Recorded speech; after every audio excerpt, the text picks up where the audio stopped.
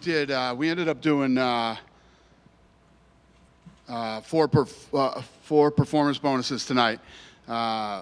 We got Nate, Dober, Pfeiffer, and Green. They all won $50,000. Congratulations to them.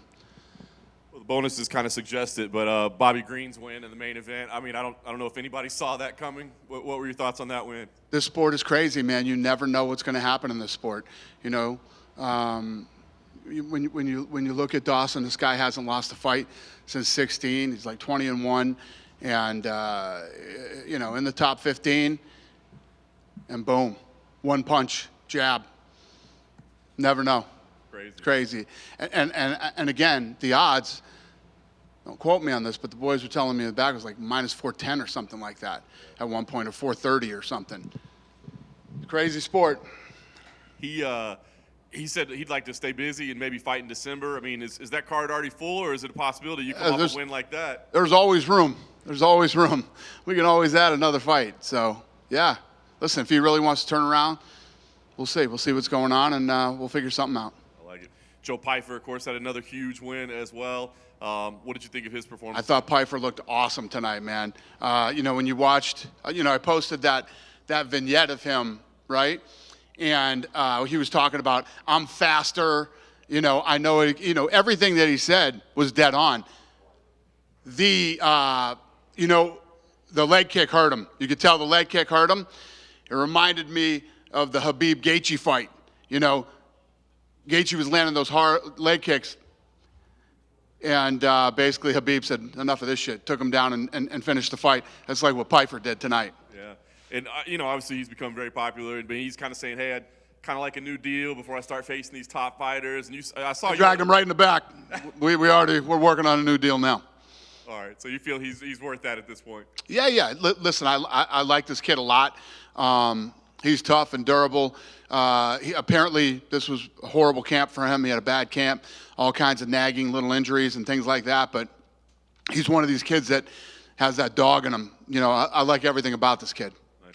A couple others. Felipe Lins, we had a late fight scratch. I think he fell ill.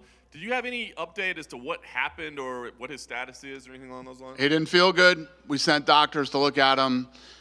They worked with him. They did some stuff. He said he still didn't feel good, so the fight got pulled. So and we paid Cutelaba. Was it Felipe's call to not fight, or the doctors ruled him out? I think it was his decision. Okay, interesting. Just a couple things outside of tonight. Mateusz Gamrot, he announced that he's the backup for Islam and Charles in Abu Dhabi. Can you confirm that he will be the backup fighter? He announced that? How did he announce it? It's an interview in Poland, I believe, that was translated that he said in an interview that he was going to be the backup for that. Yeah, it's true. Yeah? Yeah. Yeah. Okay. Yeah, I said, yeah, it's true. Yeah. Okay. Yeah. Conor McGregor also announced that he's in the USADA testing pool. Is that your understanding as well, or do you know if that's official? No, he is not officially in the USADA pool. He submitted the paperwork. Probably by Monday, he'll be submitted. And we're all kind of again, don't hold me to that, but that'd be the paperwork is submitted next week sometime. Yeah. We're all kind of guessing, 6 months, that sure looks to line up real nice with UFC 300. If you just do the math, does that appeal to you to have him maybe at UFC 300? I literally have nothing planned with Conor McGregor right now. The paperwork is being submitted. We'll play it by ear, see how things work out. There's still a lot of things that have to happen as far as fights go, and then we'll decide where he's going to land. Okay. And last thing for me, I just want to ask, obviously Tom Brady being in the house tonight caused quite a stir, I guess. What was that? And did he have any thoughts on the fight? How'd that come together? We're going to U2 tonight. Dana over here. Yep. Another fighter that impressed today was Joaquin Buckley. Great performance, all-around performance. What are your thoughts on his performance tonight? What did I think of his performance? Yeah, no, he looked like a beast, man. He looked great.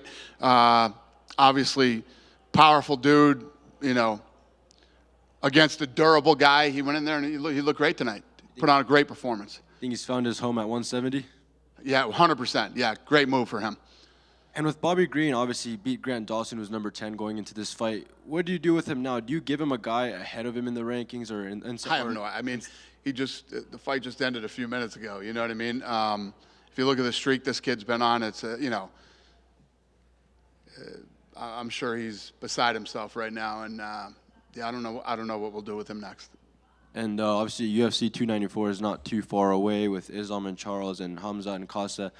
If you look at those 4 guys, they've all had their history with weigh-ins. Are you kind of excited for the weigh-in for that card? For Abu Dhabi? Yeah. I'm excited for everything about that card. I'm excited to get back to Abu Dhabi. I'm excited, obviously, for the lead-up to that fight. And have all you guys been to Abu Dhabi before? Have any of you never been to Abu Dhabi? Oh, shit, half the room. Get your shit together, boys. Get over there, man. It's fun. It's a good time. You guys should, listen, if you've never been to Abu Dhabi, you hear me talking shit about Abu Dhabi all the time. I mean, during the pandemic, it was incredible, the way that the bubble was set up over there, especially with what we were dealing with here in the United States.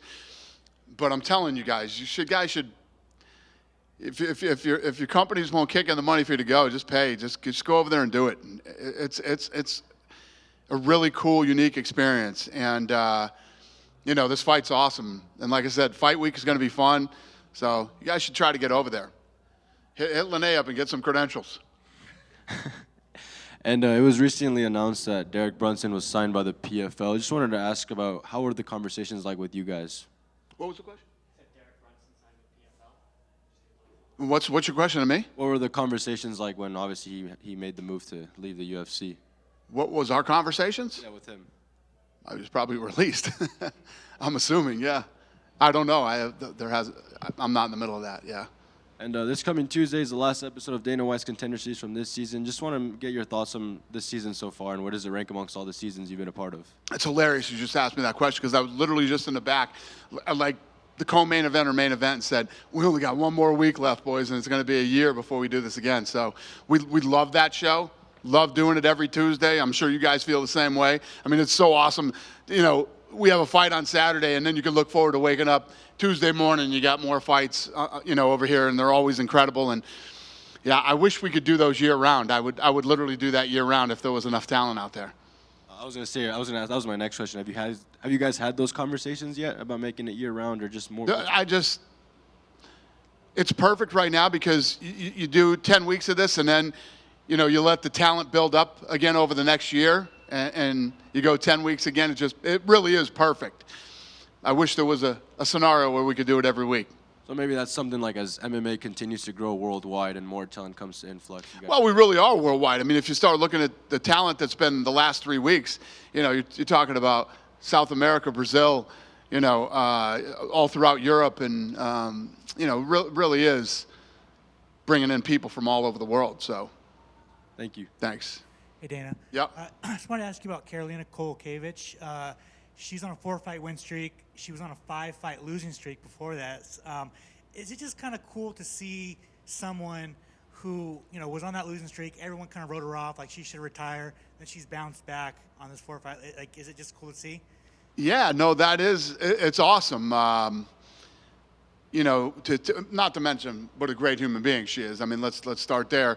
And then, yeah, when you see somebody bounce back the way that she has, it's awesome. I don't know how much longer she wants to do this. You know, what more is there to really accomplish, especially as you start to get older? But yeah, I mean, I like her very much, and I'm happy to see her be successful. Drew Dober broke the record for most knockouts in the lightweight division. What were your thoughts on him?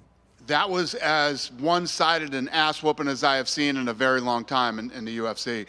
He came out on a mission, looked incredible, and yeah, he looked awesome tonight. Fighters were allowed to walk out with flags, have their flags in the octagon. Can you just talk about the decision to bring them back? Fighters walked out with their flags. Yeah, flags are back. Yeah. I was on vacation during the Mexican Independence Day, and the no flag thing drove me crazy. And I was like, yeah, fuck that, we're bringing flags back. Yeah, it drove me crazy. Is there, I mean, obviously, is there any, like, the reason why you took the flags away in the first place, like with like Russia, Ukraine, is there, like, can the Russians walk out with a flag this time? Yeah, there's a lot of things that go on in a company this big. You can't micromanage everything. And sometimes things are done for the intentions of the right reasons and whatever. Everybody in this room knows the way that I feel about a lot of things. Basically, I don't give a fuck is the answer to most things. Everybody's too soft. Everybody's too sensitive about everything. And, you know, when the decision was made to do this, I was just kind of like, you know, what's the big deal if they don't have, and Mexican Independence Day flipped the switch for me, and I was like, that's enough. I'm done with the no flags. So flags are back.